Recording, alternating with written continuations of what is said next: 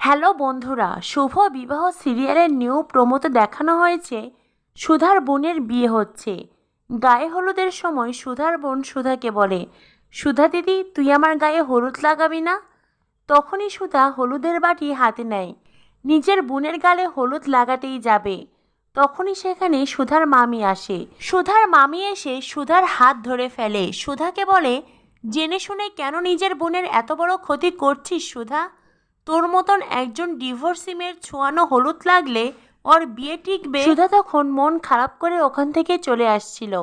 সেই মুহূর্তেই সেখানে আসে তেজ। সুধার সঙ্গে তেজের ধাক্কা লেগে যায়, আর সুধার হাতে থাকা হলুদ তেজের গালে লাগে। তখনই সুধার ছোট বোন বলে, ব্যাস আরও একবার। সুধা তখন তেজকে বলে সরি। তেজ সুধাকে বলে, যে অন্যায়টা আপনি ইচ্ছে করে করেননি তার কারণে সরি বলার কোনো প্রয়োজন নেই, ঠিক আছে? এই বলে তেজ ওখান থেকে চলে যায়। তো বন্ধুরা, কি হতে চলেছে শুভ বিবাহ সিরিয়ালে পরবর্তী আপডেট পেতে আমাদের সাথেই থাকো। ধন্যবাদ সবাইকে।